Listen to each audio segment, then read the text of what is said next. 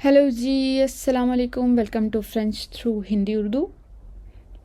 आज का जो हमारा लेसन है ये A1 कोर्स की जो सेकंड क्लास है उससे रिलेटेड है। जैसा कि हमने कहा था कि सबसे पहले हम देखेंगे कि A1 कोर्स में कौन कौन सी चीज़ें इम्पॉर्टेंट हैं, A1 का सिलेबस देखेंगे, तो उसी से रिलेटेड आज का हमारा लेसन है। तो आज हम देखेंगे कम्युनिकेशन यानी कि मवासलात, डायलॉग्स। A1 के कोर्स में कौन कौन सा डायलॉग्स इम्पॉर्टेंट हैं, क्या क्या बोलना आना चाहिए, उसकी कुछ बेसिक्स इन्फॉर्मेशन आज मैं आपको दूंगी। तो सबसे पहले हम देखेंगे कि A1 कोर्स में आपको क्या बोलना आना चाहिए। सल्यूए इन पर्सन यानी कि किसी को सलाम करना आपको आना चाहिए, किसी का हाल चाल पूछना आना चाहिए या अपना हाल चाल आपको बताना आना चाहिए। उसके बाद आता है se présenter, अपना तारुफ करवाना या किसी का तारुफ करवाना। उससे रिलेटेड जो भी वोकेबलरी है वो आपको पता होनी चाहिए या उससे रिलेटेड आपको जुमले बनाने आने चाहिए। उसके बाद आता है पार्ले दु सा फैमी, यानी कि अपनी फैमिली के बारे में बताना या फिर किसी दूसरे की फैमिली के बारे में बताना। उसके बाद आता है पार्ले दु से लोआजिर। लोआजिर कहते हैं मशागिल को यानी कि हॉबीज़ को। पार्ले का मतलब होता है बोलना या बताना, अपनी हॉबीज़ के बारे में बताना या अपने मशागिल के बारे में बताना। उसके बाद आता है डिस्क्रिप्शन फिज़िक, किसी की भी जिस्मानी डिस्क्रिप्शन के बारे में आपको बताना आना चाहिए। कोई लंबा है, छोटा है, कैसा है, तो उसकी जिस्मानी तफसीलात के बारे में आपको बताना आना चाहिए। उसके बाद आता है दमोंदे केल्का आ केल्क शोज़ या फिर दमोंदे केल्क शोज़ आ केल्का। दमोंदे का मतलब होता है पूछना, केल्क शोज़ कोई चीज़, आ केल्का किसी से। आपको किसी से भी कोई भी बात पूछनी आनी चाहिए या बतानी आनी चाहिए। A1 के बेसिक रूल्स में ये थोड़ी बहुत कम्युनिकेशन है, ये इम्पॉर्टेंट है।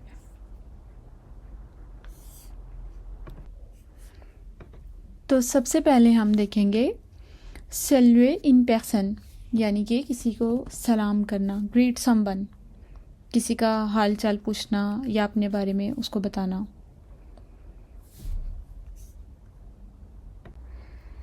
अब इसके दो तरीके हैं, फेमिलिये और फॉर्मल। फेमिलिये उस वक़्त इस्तेमाल होता है जब आप किसी को अच्छे से जानते हैं या आप किसी को तुम कहकर बुलाते हैं, और फॉर्मल उस वक़्त इस्तेमाल होता है जब आप किसी को आप कहकर बुलाते हैं और किसी को बहुत अच्छे से नहीं जानते। यहाँ जो डायलॉग्स लिखे हुए हैं ये कंप्लीट डायलॉग नहीं है, तरतीब से नहीं लिखे गए। ये सिर्फ आपको एक आइडिया देने के लिए है उस वोकेबलरी का जो कि इस्तेमाल हो सकती है सलाम दुआ में। इसलिए इनको कंप्लीट डायलॉग्स के तौर पर मत देखें, सिर्फ एज आ वोकेबलरी देखें, क्योंकि बेसिकली आपको यहाँ मेरा वोकेबलरी का बताना ज़्यादा इम्पॉर्टेंट है। इनको आप अपनी कंडीशन के हिसाब से जब आप किसी से बात कर रहे होंगे उस वक़्त आप इस्तेमाल कर सकते हैं अगर आपको ये वोकेबलरी आती होगी। तो पहले देखते हैं फेमिलिये। सलू सलाम, कुकू हाय, एन्चेंटे नाइस टू मीट यू तुमसे मिलकर खुशी हुई। एन्चेंटे फॉर्मल और फेमिलिये दोनों में आता है। Nice to meet you basically ये जब आप किसी से मिलकर हटते हैं या किसी का हाल चाल पहली बार किसी से मिलते हैं उस वक़्त कहा जाता है। अपनी कन्वर्सेशन के बाद, अपने डायलॉग्स के बाद जब आप किसी को बाय कह रहे होते हैं तब आप अक्सर उसको एन्चेंटे कहते हैं, या फिर अपनी डिस्कशन के दौरान जब आप उसको अच्छे तरीके से जान चुके होते हैं उस वक़्त आप उसको एन्चेंटे कहते हैं कि नाइस टू मीट यू। या फिर आपको कोई किसी से मिलवा रहा होता है तब आप ये कह सकते हैं उससे मिलने के बाद। उसके बाद आता है सावा या फिर कमो सावा, हाउ आर यू, तुम ठीक हो। सावा ठीक हूँ, साहुल चल रहा है, गुले का मतलब होता है चलना, साहुल सब चल रहा है, आई एम फाइन, मैं ठीक हूँ। उसके बाद आता है कम सी कम सा। कम सी कम सा, ना बहुत अच्छा चल रहा है ना बहुत बुरा चल रहा है। अब इसको हम फैमिली में भी इस्तेमाल कर सकते हैं और फॉर्मल में भी इस्तेमाल कर सकते हैं, कम सी कम सा। उसके बाद आता है एतवा, और तुम। मेर्सी, थैंक यू, शुक्रिया। एक्सक्यूज़ moi, एक्सक्यूज़ मी, माफ़ करना। पार्डों, désolé। पार्डों और désolé का मतलब होता है कि जब सॉरी बोलना हो या किसी से माजरत करनी हो, उस वक्त पार्डों या désolé का इस्तेमाल किया जाता है। désolé नॉर्मली इस्तेमाल होता है जब आप अफसोस का इजहार करें, सॉरी उस सेंस में अगर आप सॉरी बोलनी हो, अफसोस के तौर पे इस्तेमाल करना हो, ज़्यादातर उस लिए इस्तेमाल किया जाता है। जबकि पार्डों होता है जब आप थोड़ी सी गलती करें या आपसे गलती से किसी को धक्का लग जाए या कोई चीज़ टूट जाए तो आप उससे पार्डों बोल सकते हैं।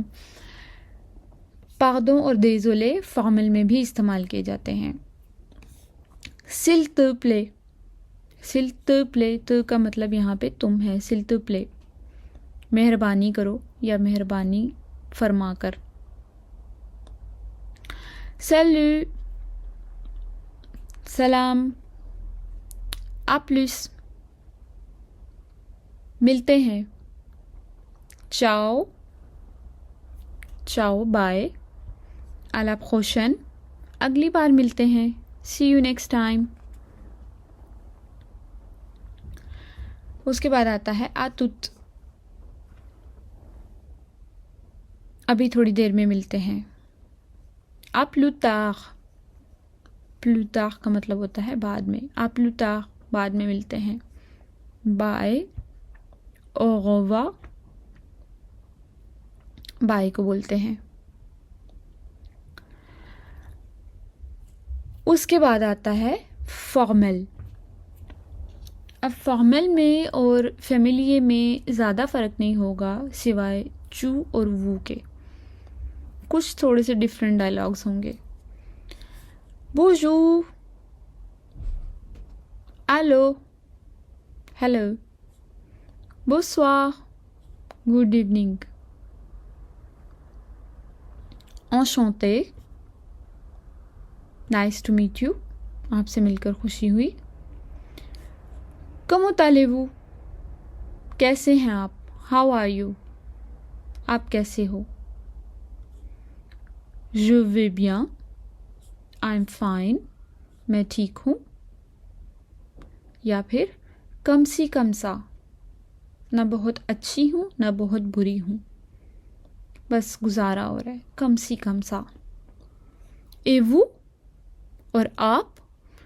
फैमिलिये में देखें यहाँ पे था et toi, यहाँ पे है et vous, and you, और आप। merci beaucoup, thank you so much, बहुत शुक्रिया। excusez-moi, excuse me, माफ़ कीजिएगा। pardon, désolé, ये फैमिली में भी था, माजरत के लिए दोनों इस्तेमाल होते हैं या कि सॉरी बोलने के लिए। s'il vous plaît, फैमिली में था s'il te plaît, यहाँ पे है s'il vous plaît, प्लीज़, मेहरबानी करें। उसके बाद आता है au revoir, au revoir, bye, खुदा हाफिज़। यहाँ पे भी हम आ ला प्रोchaine का भी इस्तेमाल कर सकते हैं। आ प्लस बहुत कम इस्तेमाल होता है, चाओ भी बहुत कम, लेकिन इनको इस्तेमाल किया जा सकता है, लेकिन ज़्यादातर आ ला प्रोchaine या au revoir, इन दोनों में से फॉर्मल में ये दोनों इस्तेमाल किए जा सकते हैं। उसके बाद आता है तुत, थोड़ी देर में मिलते हैं, या फिर आ tout à l'heure, थोड़ी देर में मिलते हैं। आ प्लस, मिलते हैं। आ plus tard, बाद में मिलते हैं। au revoir, bye.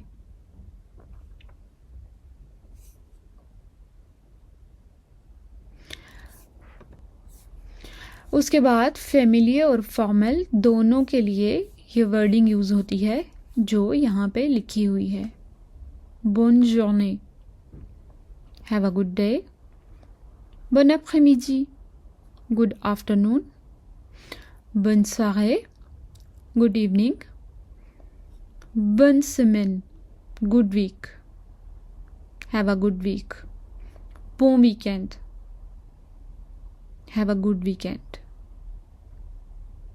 Bonne journée, आपका दिन अच्छा गुजरे। Bon après-midi, दोपहर बखैर या आपकी दोपहर अच्छी गुजरे। Bonne soirée, शब बखैर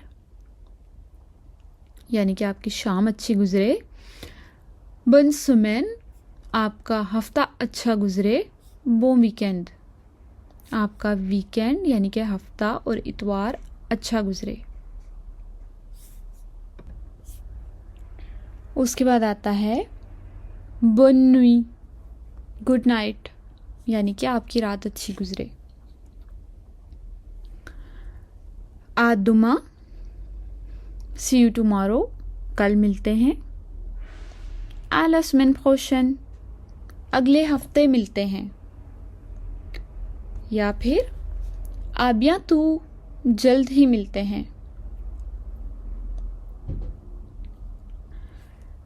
उसके बाद आता है bon courage, गुड लक यानी कि best of luck. Bon appétit, enjoy your meal. Bonne chance, good luck. Bon courage, अच्छी किस्मत हो आपकी। Bon appétit, अपने खाने का लुत्फ उठाइए। Bonne chance, अच्छी किस्मत हो यानी कि गुड लक। अब ये जो डायलॉग्स है ये फैमिली और फॉर्मल दोनों के लिए ही इस्तेमाल होते हैं। इसमें बहुत कम वो या चू है, इसलिए ये दोनों के लिए इस्तेमाल किया जाता है और इनका इस्तेमाल बहुत ज़्यादा होता है। अगर इनको ज़ुबानी याद कर लेंगे तो आपकी वोकैबुलरी के लिए बहुत ही अच्छा हो जाएगा। उसके बाद दूसरे नंबर पर आता है se présenter। se présenter यानी कि अपना तारुफ करवाना। अब se présenter में आप अपना तारुफ भी करवाना जानते हो और साथ ही साथ किसी दूसरे के बारे में भी आप पूछ सकें कि वो कहाँ से आया है, उसका नाम क्या है, उसके बारे में भी आप उसका तारुफ पूछ सकें या किसी तीसरे का तारुफ आप करवा सकें। तो se présenter में सबसे पहले donner son nom। donner का मतलब होता है देना, अपना नाम देना यानी कि अपना नाम बताना। Je m'appelle Audrey, मेरा नाम Audrey है। दूसरे नंबर पे donner son origine। origine होता है कि आप कहाँ से बिलोंग करते हैं, बेसिकली आप कहाँ से आए हैं, आप पीछे से कहाँ से हैं। अब origine पूछने के या बताने के 3 या 4 तरीके हैं। सबसे पहले तो आप नेशनैलिटी का पूछ सकते हैं कि आपकी नेशनैलिटी क्या है। Je suis, उसके बाद आपने नेशनैलिटी ऐड कर देनी है, आप जहाँ के भी हैं। Je suis Pakistanis, je suis Indian. उसके बाद आता है je suis né à, मैं पैदा हुई हूँ। naissance का मतलब होता है बर्थ। je suis né, मैं पैदा हुई हूँ। आ, यहाँ पे आपने सिटी, विल की जगह सिटी ऐड कर देना है। विल कहते हैं सिटी को, यहाँ पे आपने सिटी का नेम ऐड कर देना है। je suis né à Islamabad. je suis né à Paris। je suis de,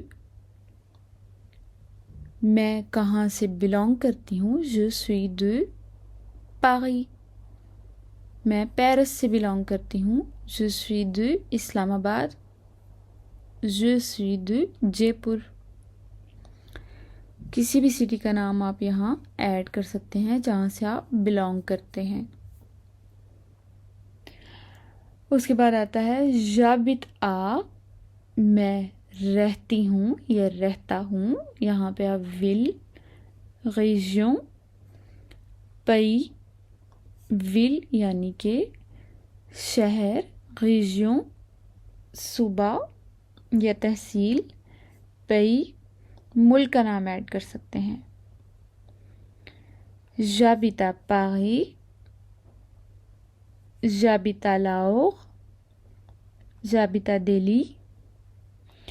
अब आपने 4 तरीकों से अपनी पहचान करवा दी, कहाँ रहते हैं, कहाँ की नेशनैलिटी है, कहाँ से बिलोंग करते हैं, ये सब आपको बताना आना चाहिए। एग्ज़ाम में आपसे पूछा जा सकता है इस बारे में।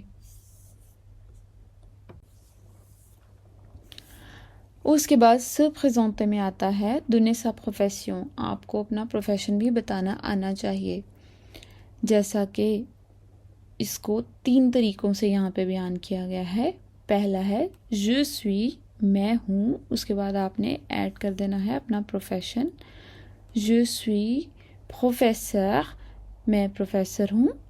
je suis ouvrier, मैं मज़दूर हूँ।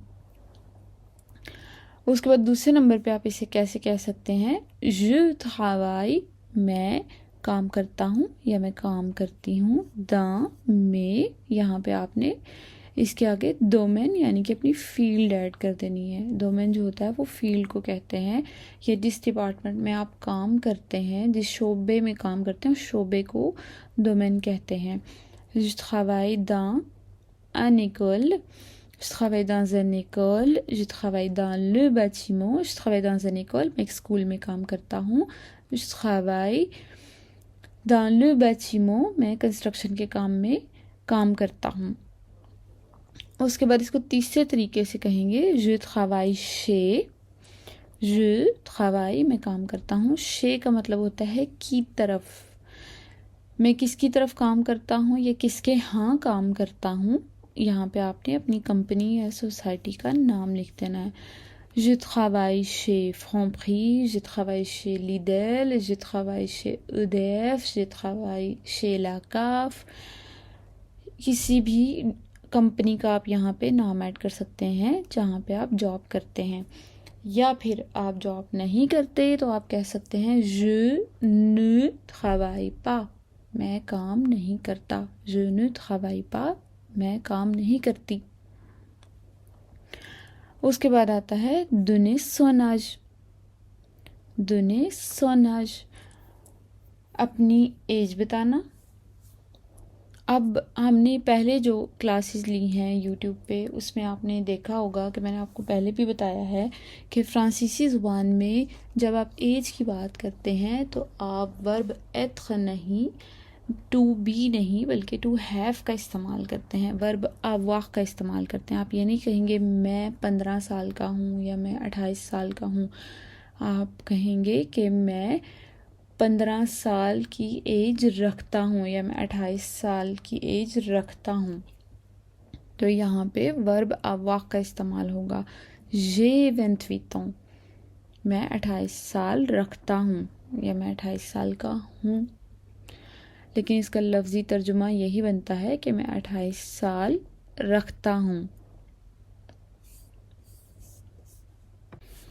उसके बाद सब प्रेजेंटे में सबसे इम्पॉर्टेंट जो चीज़ है, नाम बता दिया, प्रोफेशन बता दिया, सब कुछ बता दिया, लेकिन अब जो मालूमात आपको देनी आनी चाहिए ये बेसिक इन्फॉर्मेशन है, ख़ास तौर पे हमारी ख़वातीन के लिए जो कि कभी कहीं गुम जाएं तो उनको अपना नाम पता बताना आना चाहिए। और उसके बाद ये बेसिक इन्फॉर्मेशन जो है, अपने घर का एड्रेस, अपना फ़ोन नंबर, अपना ईमेल एड्रेस, अपनी डेट ऑफ बर्थ, ये सब कुछ आपको फॉर्म फिल करते हुए किसी भी दफ्तर में पूछा जा सकता है और आपको बताना भी आना चाहिए। तो ये बहुत ही इम्पॉर्टेंट चीज़ है जो आगे फ्यूचर में आपके काम आएगी। donner des informations générales, donner des informations générales यानी कि जनरल इंफॉर्मेशन देना अपने बारे में। इन एड्रेस, एक पता यानी कि अपने घर का पता आपको बताना आना चाहिए, या किसी भी जगह का एड्रेस आपसे पूछा जाए तो आपको, अगर उस जगह के बारे में बात हो रही है तो आप उसका एड्रेस बताने के काबिल हों। un numéro de téléphone, एक फ़ोन नंबर, आपका हो, आपके हस्बैंड का हो, आपके बच्चों का हो, कोई भी इंसान आपको नंबर बोलना आना चाहिए फ्रेंच में। इन एड्रेस ईमेल, एक ईमेल एड्रेस अगर आपके पास है, कोई भी फॉर्म फिल करेंगे किसी ऑफिस में तो हर हाल में वो मांगेंगे, क्योंकि ज़्यादातर अब ईमेल्स ही आती हैं लेटर की जगह। In date de naissance, date of birth आपको अपनी बतानी आनी चाहिए। कैसे डेट ऑफ बर्थ आप बताएंगे जब तक आपको गिनती नहीं आती, तो बेसिकली आप फ़ोन नंबर और डेट ऑफ बर्थ उसी वक्त बता सकते हैं जब आप गिनती को याद करेंगे। हम आगे के लेसन्स में गिनती सीखेंगे और उसको बड़े लॉजिक के साथ सीखेंगे, और जब आप लॉजिकली सीखते हैं गिनती को तो वो बड़ी इंटरेस्टिंग हो जाती है फ्रेंच ज़ुबान में। फिर आपको अपना ले prénom, नो, अपना नाम, अपना फैमिली नेम, ये सब कुछ भी बताना आना चाहिए। ये बेसिक चीज़ें आप सीख लें तो कहीं पे भी आप किसी भी दफ्तर में जाके आप अपने मेन काम करके आ सकते हैं। उसके बाद आता है जी आपके तारुफ में parler des langues, parler des langues, यानी कि आप कितनी ज़ुबानें बोलते हैं, आप कितनी ज़ुबानें बोल सकते हैं, ये आपको बताना आना चाहिए। बेसिकली ये जो सारी इन्फॉर्मेशन आपको याद करवाई जाएगी या आपको कहा जाएगा कि आपको बतानी आनी चाहिए, या आपके इंटरव्यू देने जाते हैं या आप अपनी सीवी तैयार करते हैं तो उसमें आप ये सारा कुछ लिख सकते हैं, उसमें ये सारी चीज़ें आपके काम आएंगी। आगे की क्लासेस में हम जाके सीवी बनाना भी सीखेंगे, तो आपके लिए बहुत ही ज़्यादा इजी होगा सीवी बनाना अगर आप इन चीज़ों को जल्द अज जल्द सीख लेंगे। तो आप कितनी ज़ुबानें बोलते हैं? Je parle français, मैं फ्रेंच बोलता हूँ या बोलती हूँ, anglais इंग्लिश, et और un peu थोड़ी सी जापानीज़, जापानी जो लैंग्वेज है वो बोलता हूँ। मैं फ्रेंच, इंग्लिश और जापानी लैंग्वेज थोड़ी बहुत बोल लेता हूँ। ये आपकी सीवी के लिए बहुत अच्छा होता है।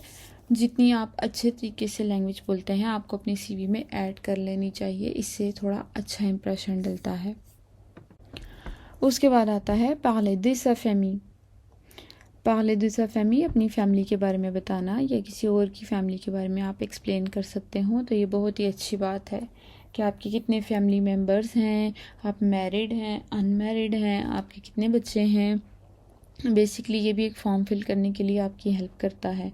हाँ, जॉब के इंटरव्यू के लिए इम्पॉर्टेंट नहीं होता, ज़्यादा से ज़्यादा आपसे पूछा जा सकता है कि आप मैरिड हैं या नहीं हैं। आगे कई कंपनीज़ होती हैं जो पूछ लेती हैं कि आपके बच्चे हैं, आपकी एज के हिसाब से आपसे ये सवाल पूछा जा सकता है। अदरवाइज़ ज़्यादातर मेरे तो जितने इंटरव्यूज़ हुए हैं उसमें कम ही पूछी गई ये बात।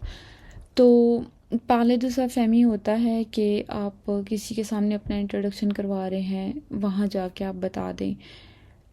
तो जी je suis, मैं हूँ, प्लस यानी कि जमा je suis, situation de famille, मैं हूँ सिचुएशन de famille में क्या आता है? marié आता है, मैरिड, célibataire, गवारा, veuve, बेवा, डिवोर्स, डिवोर्से डाइवोर्स ली होती है। तो je suis लिख के आगे से आपने अपनी सिचुएशन लिख देनी है कि आप क्या हैं यहाँ पे। उसके बाद जे मैं रखता हूँ, बच्चों के बारे में बताना है। deux enfants, दो बच्चे, trois enfants, trois बच्चे, यहाँ पे आपने बच्चों के बारे में इंफॉर्मेशन देनी है। फिर इसके बाद आता है je suis marié, मैं मैरिड हूँ, j'ai deux enfants, मेरे दो बच्चे हैं। या फिर je ne suis pas marié, मैं मैरिड नहीं हूँ, et j'ai pas d'enfants, मेरे बच्चे नहीं हैं या मेरा बच्चा नहीं है।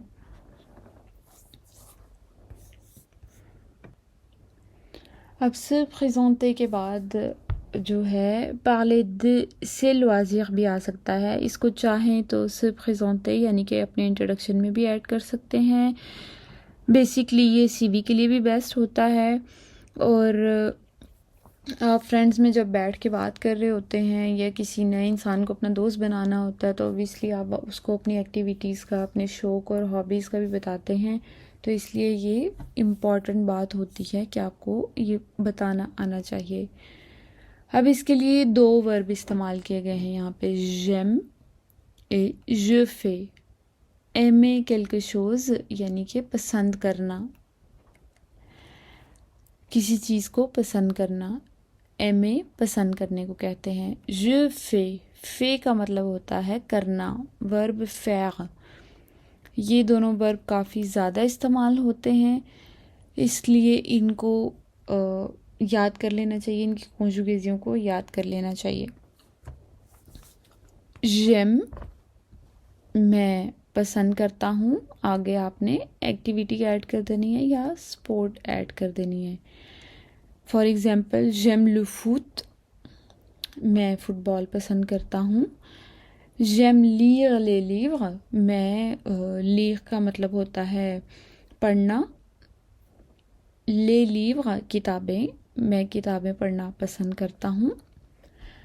इसके ये सारे जुमले जो मैं आपको बता रही हूँ, एग्जांपल्स दे रही हूँ, मैंने इधर अगर नहीं लिखे हुए तो इसकी वजह ये भी है कि हम आगे जाके सारे लेसन्स बहुत डिटेल में पढ़ेंगे और एक एक टॉपिक पे एक एक लेसन हम करते जाएंगे।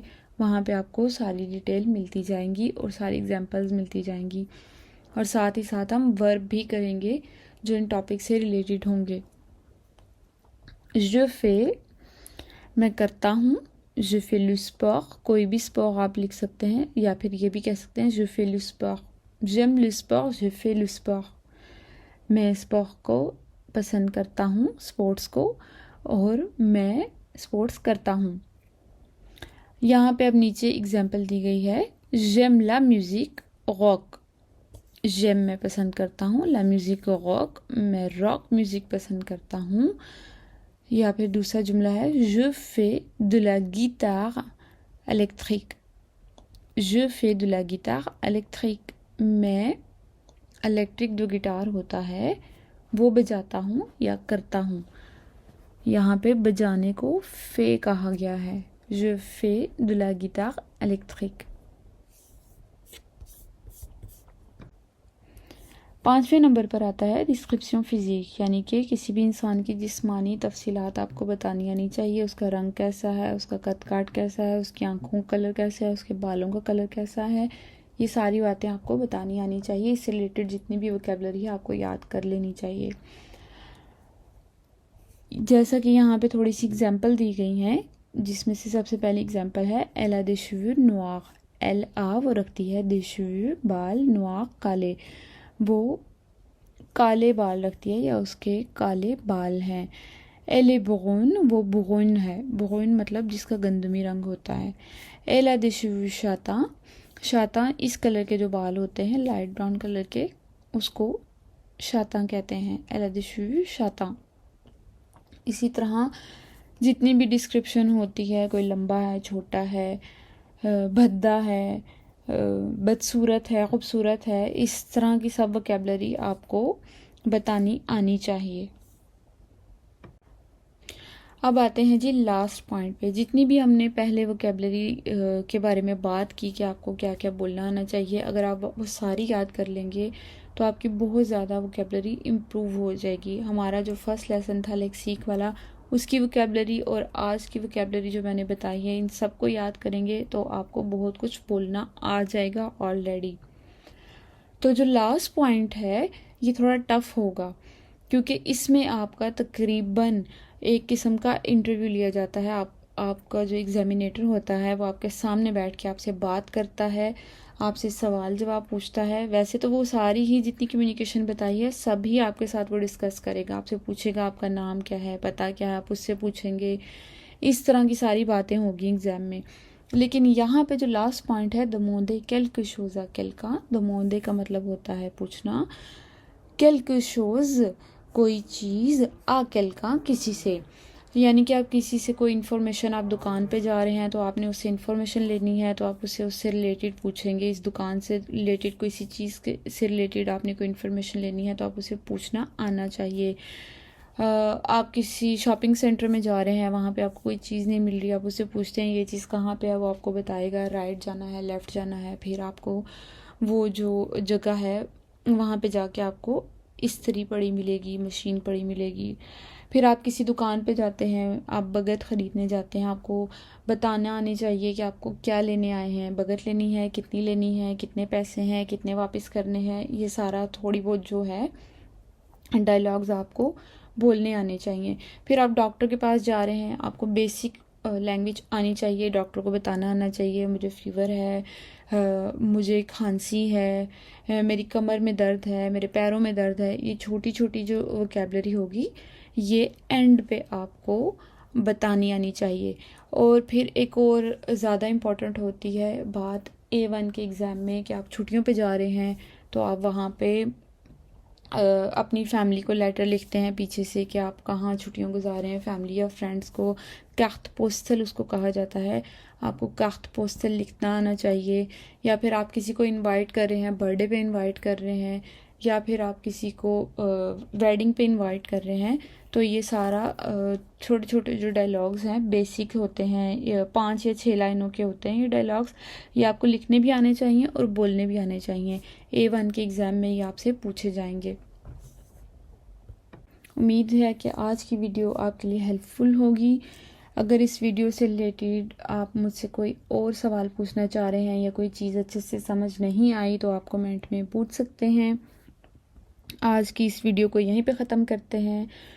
लाइक एंड शेयर करना मत भूलिएगा, चैनल को सब्सक्राइब करना मत भूलिएगा।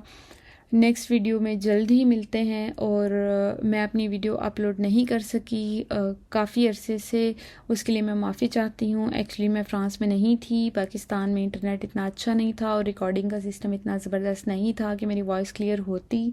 इसकी वजह से मैं वीडियो रिकॉर्ड नहीं कर सकी थी।